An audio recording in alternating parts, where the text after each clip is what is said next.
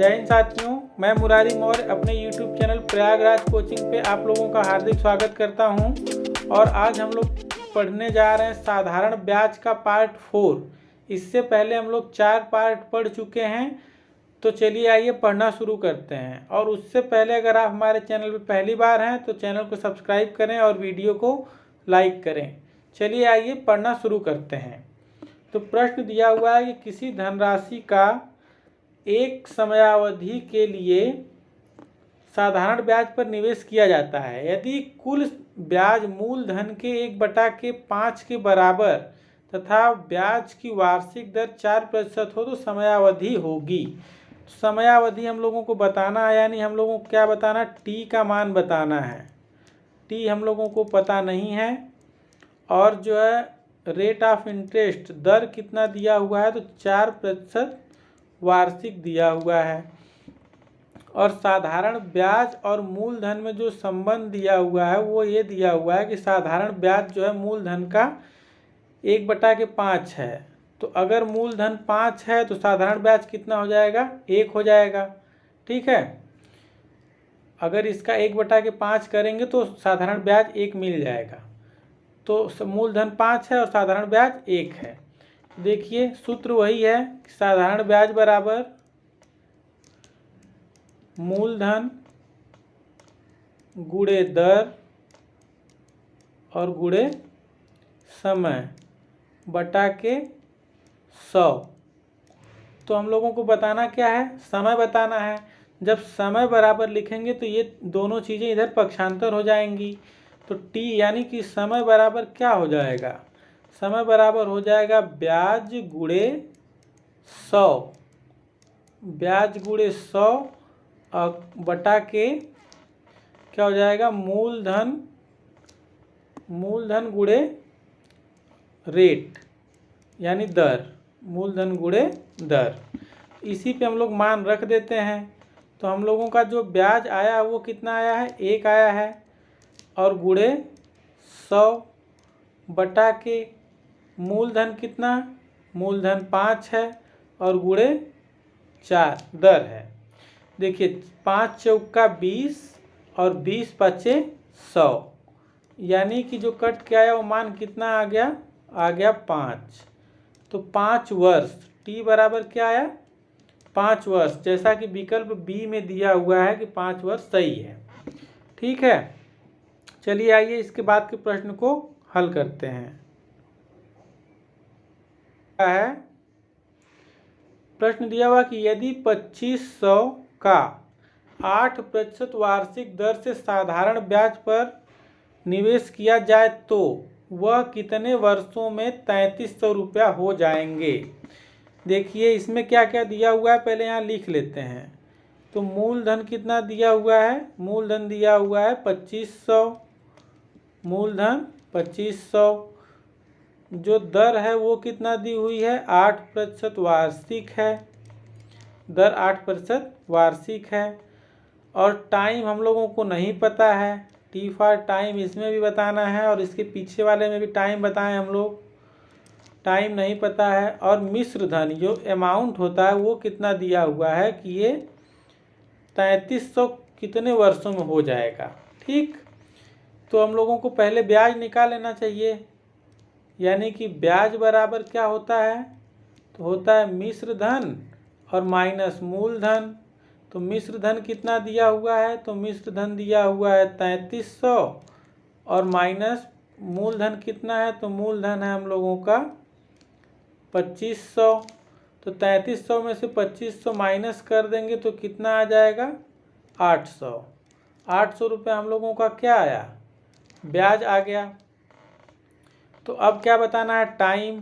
तो टाइम बराबर हम लोग क्या फार्मूला जानते हैं कि ब्याज गुणे 100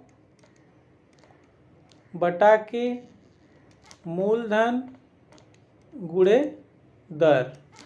फार्मूला वगैरह बार बार लिखने रहने से ये याद हो जाते हैं।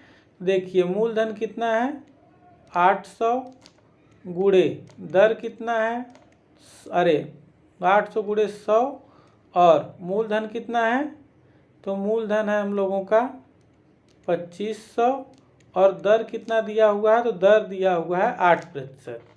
ठीक है, देखिए ये 2 जीरो इस 2 जीरो से कट जाएंगे, और अगर 8 से इसको काट दें 800 को, तो ये 100 बार में कट जाएंगे, और 25 एकम 25 और 25 चौका 100। तो जो t बराबर मान आया वो कितना आ गया, 4 वर्ष। कितना आ गया, 4 वर्ष, यानी कि 4 वर्ष में 2500 रुपये की धनराशि 3300 रुपया हो जाएगी। विकल्प डी हम लोगों का सही है। चलिए आइए अगले प्रश्न को हल करते हैं।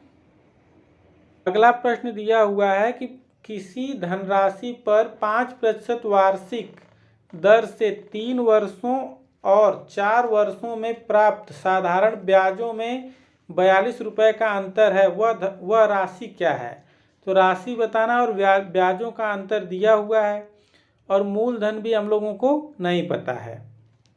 तो इसके लिए ऐसे लिखेंगे कि मूलधन गुणे दर कितना दिया हुआ है 5% गुणे समय पहले कितना दिया हुआ है 3 साल, तो बटा के 100। तो ये हम लोगों का 3 साल का ब्याज आ जाएगा। और फिर इसी राशि पर मूलधन गुणे इसी दर से दर गुणे समय कितना दिया हुआ है इसके लिए 4 साल, बटा के 100। ये 4 साल का ब्याज आ जाएगा। और इसमें से अगर घटा दें तो कितने रुपए आ जाएंगे, तो 42 रुपये मिल जाएंगे। कितने रुपए, 42 रुपये। तो देखिए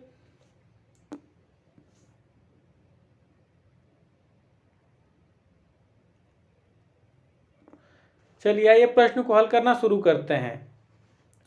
प्रश्न दिया हुआ है किसी राशि पर 5% वार्षिक दर से 3 वर्षों और 4 वर्षों में प्राप्त साधारण ब्याजों में 42 रुपये का अंतर है, वह राशि है। तो हम लोगों को राशि बताना है, और 3 वर्ष में प्राप्त ब्याज और 4 वर्ष में प्राप्त ब्याज का अंतर दिया हुआ है। तो हम लोग इसको सीधे सूत्र पे रखते हैं। तो मूलधन हम लोगों को पता नहीं है, और गुणे दर कितना दिया हुआ है, तो दर 5% दिया हुआ है, और टाइम पहले 4 वर्ष रखेंगे, क्योंकि 4 वर्ष का ब्याज अधिक होगा और 3 वर्ष का ब्याज कम होगा। तो मूलधन गुणे दर गुणे समय बटा के 100। ये हम लोगों को 4 वर्ष का ब्याज मिल गया, और इसी धनराशि पर इसी दर से और 3 वर्ष के लिए जो ब्याज मिला वो 4 वर्ष में मिले ब्याज और 3 वर्ष में मिले ब्याज का अंतर कितना है, तो वह अंतर है 42 रुपया। कितना अंतर है, 42 रुपया। देखिए अगर हम लोग इसको घटा दें तो इसका एलसीएम कितना हो जाएगा, एलसीएम हो जाएगा 100। और देखिए 4 पच्चे 20p माइनस 5 तियाँ 15p बराबर कितना आ जाएगा 42। अब फिर 20p में से 15p घटा देंगे तो बचेगा कितना 5p, अब बटा के 100 बराबर 42। तो अब क्या करेंगे कि p बराबर इनको पक्षांतर कर देंगे, तो जो है p बराबर हो जाएगा वो हो जाएगा 4200, अरे 42 गुणे 100। 4200 नहीं करते हैं, काटने में दिक्कत होती है, बटा के 5। अब देखिए 5 एकम 5 और 5 पच संयम 100 हो जाएगा, 5 विसंयम 100, 5 विसंयम 100। अब फिर p बराबर क्या आ जाएगा, इसका अगर गुणा कर दें तो 42 गुना के 84 और 1 जीरो लगा देंगे, यानी 840। जैसा कि विकल्प डी हम लोगों का 840 दिया हुआ है, विकल्प डी सही है। चलिए आइए इसके बाद के प्रश्न को हल करते हैं।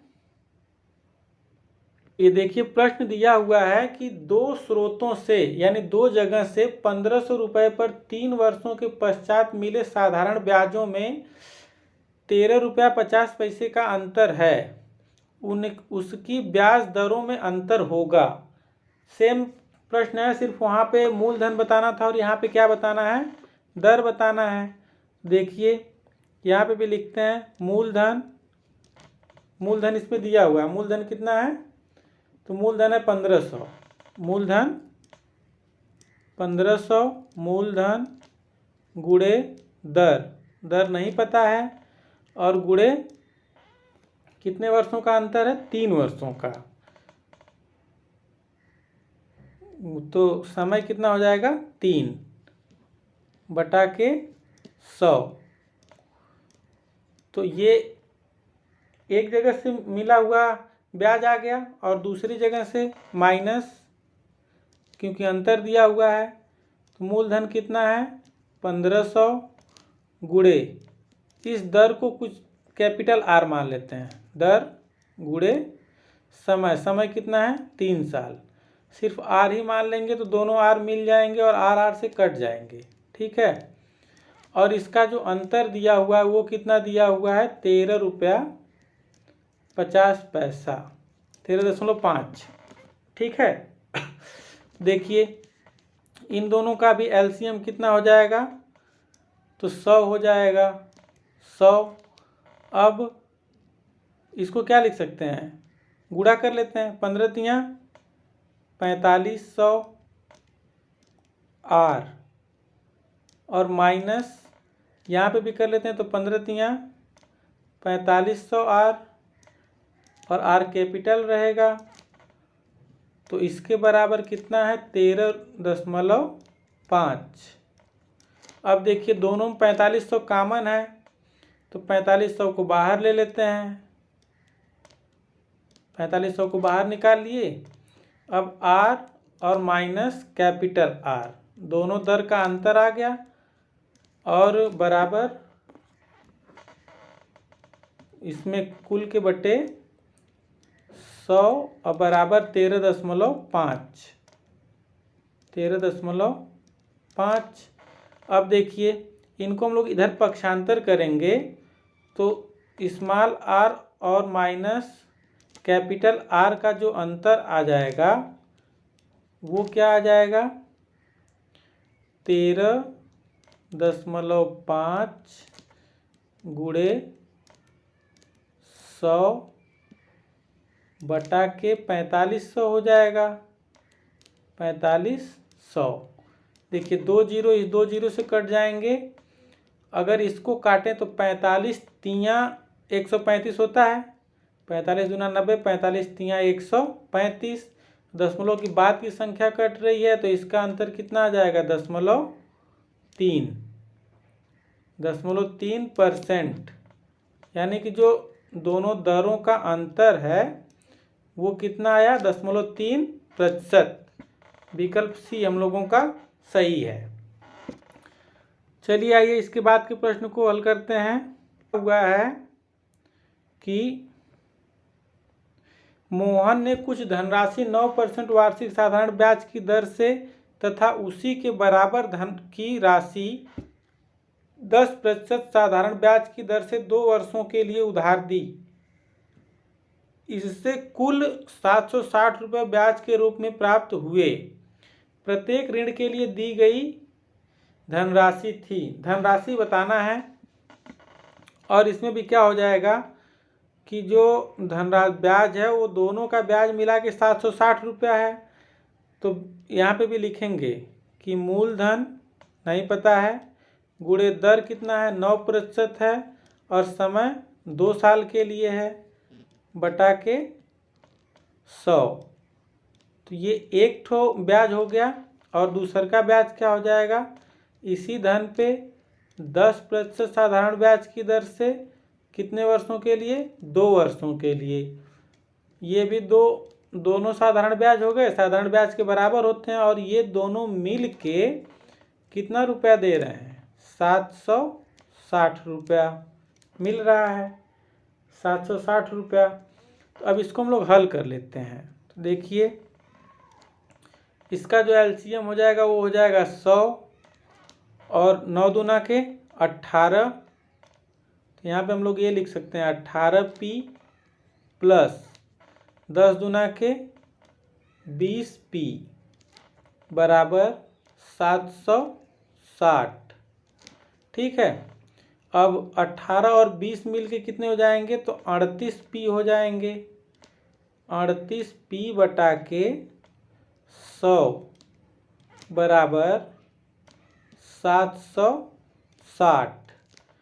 अब इसको हम लोग जब पक्षांतर करेंगे तो p बराबर क्या हो जाएगा, तो p बराबर हो जाएगा 760 गुणे 100 बटा के 38। ठीक है, देखिए 38 एकम 38, 38 दूना 76, 20, तो 20 गुणे 100 बराबर क्या आ जाएगा मूलधन हम लोगों का, तो मूलधन आ जाएगा 2000। मूलधन 2000, विकल्प डी हम लोगों का सही है। ठीक है, विकल्प डी सही है। तो बस इस वीडियो में इतना ही, फिर मिलते हैं नेक्स्ट वीडियो में, तब तक के लिए जय हिंद।